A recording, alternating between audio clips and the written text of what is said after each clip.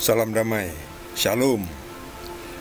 Kita teruskan dengan kitab Kejadian bab 41 dengan judul perikop Yusuf di Mesir sebagai penguasa.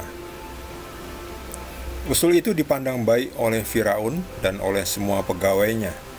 Lalu berkatalah Firaun kepada para pegawainya, "Mungkinkah kita mendapat orang seperti ini, seorang yang penuh dengan roh Allah?"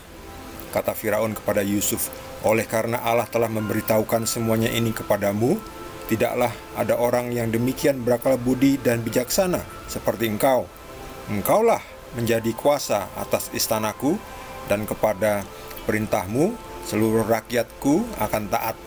Hanya tahta inilah kelebihanku daripadamu." Selanjutnya Firaun berkata kepada Yusuf, "Dengan ini aku melantik engkau menjadi kuasa atas seluruh tanah Mesir." Sesudah itu Firaun menanggalkan cincin materainya dari jarinya dan mengenakannya pada jari Yusuf. Dipakaikannyalah kepada Yusuf pakaian daripada kain halus dan digantungkannya kalung emas pada lehernya. Lalu Firaun menyuruh menaikkan Yusuf dalam keretanya yang kedua, dan berserulah orang di hadapan Yusuf, "Hormat!" Demikianlah Yusuf dilantik oleh Firaun menjadi kuasa atas seluruh tanah Mesir. Berkatalah Firaun kepada Yusuf, "Akulah Firaun, tetapi dengan tidak setahumu, seorang pun tidak boleh bergerak di seluruh tanah Mesir." Lalu Firaun menamai Yusuf Zafnat Paneah, serta memberikan Asnat anak Potifera, imam di On, kepadanya menjadi istrinya. Demikianlah Yusuf muncul sebagai kuasa atas seluruh tanah Mesir. Yusuf berumur 30 tahun ketika ia menghadap Firaun, raja Mesir itu. Maka pergilah Yusuf dari depan Firaun, lalu dikelilinginya seluruh tanah Mesir. Tanah itu mengeluarkan hasil bertumpuk-tumpuk dalam ke-7 tahun kelimpahan itu. Maka Yusuf mengumpulkan segala bahan makanan ke-7 tahun kelimpahan yang ada di tanah Mesir, lalu disimpannya di kota-kota. Hasil daerah sekitar tiap-tiap kota disimpan di dalam kota itu. Demikianlah Yusuf menimbun gandum seperti pasir di laut, sangat banyak, sehingga orang berhenti menghitungnya, karena memang tidak terhitung. Sebelum datang tahun kelaparan itu, lahirlah bagi Yusuf 2 orang anak laki-laki yang dilahirkan oleh Asnat, anak Potifera, imam di On. Yusuf memberi nama Manasye kepada anak sulungnya itu, sebab katanya, "Allah telah membuat aku lupa sama sekali kepada kesukaranku dan kepada rumah bapakku." Dan kepada anaknya yang kedua diberinya nama Efraim, sebab katanya, "Allah membuat aku mendapat anak dalam negeri kesengsaraanku." Setelah lewat ke-7 tahun kelimpahan yang ada di tanah Mesir itu, mulailah datang 7 tahun kelaparan. Seperti yang telah dikatakan Yusuf, dalam segala negeri ada kelaparan, tetapi di seluruh negeri Mesir ada roti. Ketika seluruh negeri Mesir menderita kelaparan dan rakyat berteriak meminta roti kepada Firaun, berkatalah Firaun kepada semua orang Mesir, "Pergilah kepada Yusuf, perbuatlah apa yang akan dikatakannya kepadamu." Kelaparan itu merajalela di seluruh bumi. Maka Yusuf membuka segala lumbung dan menjual gandum kepada orang Mesir, sebab makin hebat kelaparan itu di tanah Mesir.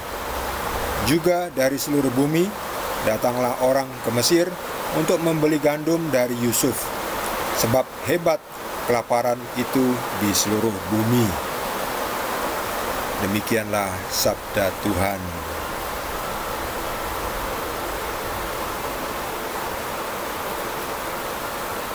Yusuf akhirnya diangkat menjadi orang nomor 2 atau orang nomor 1 setelah Firaun. Jadi orang kedua yang berkuasa di Mesir. Yang pertama Firaun, yang kedua Yusuf. Jadi bedanya hanya tahtanya ini. Tahtanya ini tetap Paling tinggi adalah Firaun, setelah itu Yusuf. Firaun sendiri mengatakan bahwa semua rakyat akan mematuhi Yusuf. Yusuf telah berhasil mendapatkan kepercayaan dari Firaun. Setelah dikatakan bahwa 7 tahun akan ada kelimpahan panen dan disusul 7 tahun kekeringan, kelaparan. Untuk itu Yusuf diangkat menjadi orang kepercayaan Firaun yang top, yang nomor 1. Yusuf tidak menyia-nyiakan kepercayaan yang diberikan kepadanya. Yusuf lalu mulai bergerak, istilahnya sekarang ini mendapatkan jabatan yang strategis, misalnya menteri, lalu segera bergerak. Yusuf mendapatkan cincin meterai dari Firaun. Ini adalah simbol kekuasaan. Yusuf bergerak dan melakukan apa yang harus dilakukan. Tapi tidak hanya itu, Yusuf mendapatkan juga istri. Akhirnya mendapatkan istri yang baik, adalah anak dari Potifera, namanya Asnat. Ini dia. Yusuf pun diberi nama, ya, sesuai nama orang Mesir, Zafnat Paaneah. Yusuf waktu itu berumur 30 tahun ketika dia dipercayai untuk mengelola 7 tahun panen dan 7 tahun kelaparan. 30 tahun usianya. Kemudian dalam waktu 7 tahun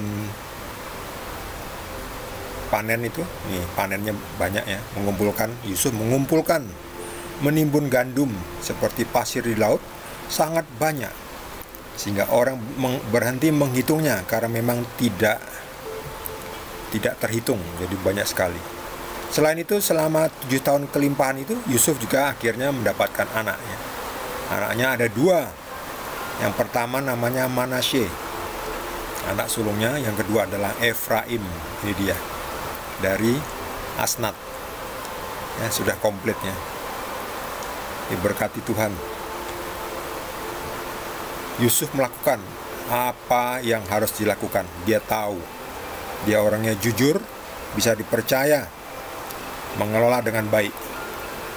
Kita juga butuh di Indonesia ini orang yang jujur, orang yang bisa dipercaya, dan orang yang bisa mengelola. Tidak hanya jujur dan dipercaya tetapi tidak bisa mengelola, tidak ada gunanya. Jadi harus pintar mengelola juga, pintar manajemen, jujur, tegas, jujur, bisa dipercaya, tidak cari untungnya sendiri, tidak suka markup, tidak suka proyek fiktif dan sebagainya itu. Jadi kita butuh itu. Seperti Yusuf, orang yang jujur, orang yang bisa dipercaya, orang yang tidak serakah untuk mengelola, ya. Yusuf pintar mengelola, orang yang bijaksana, orang yang cerdas. Demikian juga di Indonesia ini kita butuh orang yang cerdas, yang pintar mengelola kekayaan negara ini, yang jujur, yang bisa dipercaya, yang tidak serakah. Kan ada yang serakah itu, ya, sudah diberi kepercayaan tetapi menimbun hartanya untuk dirinya sendiri, untuk keluarganya dan sebagainya. Itu serakah, itu merugikan, itu seperti itu. Dan kita butuh orang seperti Yusuf. Ini adalah contoh yang bagus.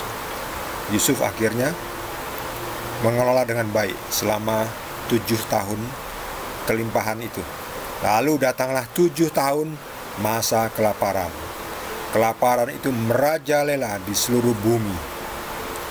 Maka Yusuf membuka segala lumbung dan menjual gandum kepada orang Mesir. Sebab hebatlah kelaparan itu di tanah Mesir. Dan tidak hanya di tanah Mesir, ya, di daerah sekitarnya juga ternyata kelaparan, mungkin kekeringan, ya. Jadi dari ribuan tahun lalu itu sudah ada climate change, pemanasan global sudah ada. Itulah namanya iklim itu dinamis, tidak statis. Jadi yang penting kita tidak perlu terlalu heboh mengenai climate change. Zamannya Yusuf ribuan tahun lalu sudah ada kelaparan, kekeringan. Dan dari seluruh bumi datanglah orang ke Mesir untuk membeli gandum dari Yusuf. Sebab hebat kelaparan itu di seluruh bumi. Suasana lagi hujan deras, jadi suaranya kurang terdengar, suara saya. Jadi saya akhiri saja sampai di sini. Bagi saudara yang mendapatkan tambahan penjelasan dari Roh Kudus, boleh juga berbagi dengan kita semua. Bagi yang belum subscribe, jangan lupa di subscribe dan juga di like. Kita akan lanjutkan dengan perikop berikutnya. Terima kasih. Tuhan Yesus berkati kita semua.